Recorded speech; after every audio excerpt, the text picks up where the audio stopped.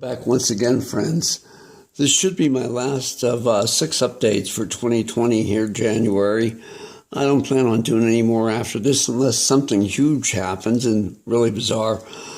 But really the purpose of this is just for accountability, to see what's been added to the collection since it was initially posted, or most of it, in 2016. What we're looking at here is about 68 pure picks, all except one, this Nick Lucas, which we'll talk about. And we have categories of Tortoise, Mosaic, and a few grip styles over here. These are the more obscure Tortoise up here. I placed them in the upper left. We're seeing variations of cocoa and ice, and this is what we typically refer to as cocoa and ice right here. And I'm going to bring that up to the camera. Now, for obvious reasons, we call that cocoa and ice, and a man named Peter gave it that name. It was very appropriate, and it stuck because that's exactly what it looked like when you had Coke in a 4-ounce mixer glass with ice. But we have wheat straw variations here. We have the slow gin variation here and here, 2 variants thereof. Here's a wheat straw over here, 2 more wheat straws. Make note of all the different shapes here too. Finally, we're venturing into more standard shape picks than we've seen on the previous board with those pre-1930 gorgeous mandolin and banjo picks.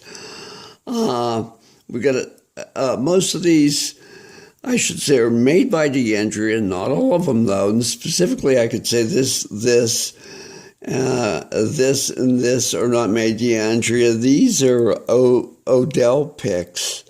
Not Odell, but Odie Driscoll, who made the rainbow card in 1931, the first pick guard along with B&D ever produced in the United States.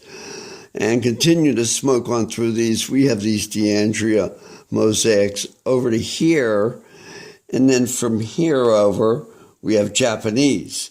Now, these 5 in here out of the D'Andrea would be the most desirable. Obviously, these 2 here, because of their gorgeous, heavy mother of pearl that makes them stand out, as you can see right there.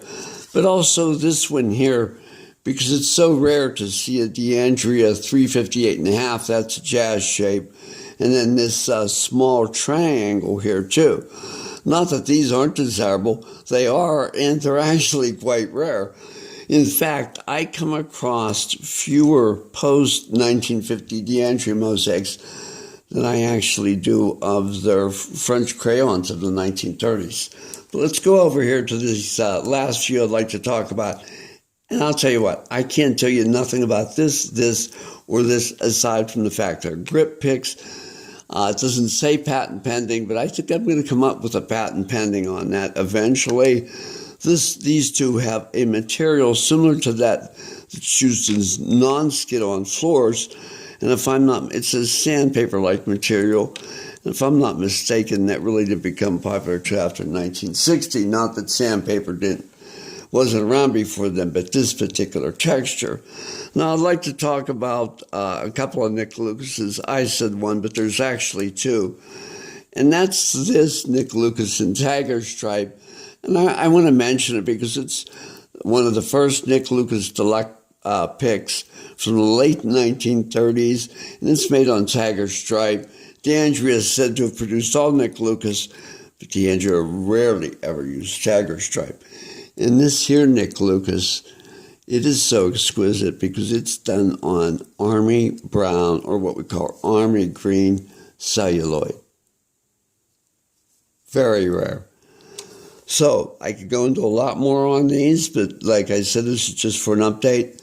Hereafter, I'm going to resume specific categories of picks. It was more focused attention to detail, but here, I thought I was going to wrap it up. I did want to mention this. It's an oversight. Here's a Fender.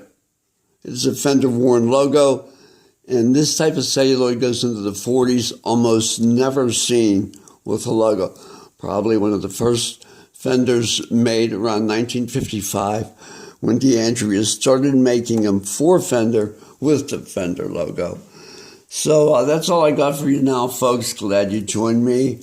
If you're here and you stayed through this video, I know you're serious about it. Feel free to write me any questions you may have. My info's in the description. Take care. Bye-bye.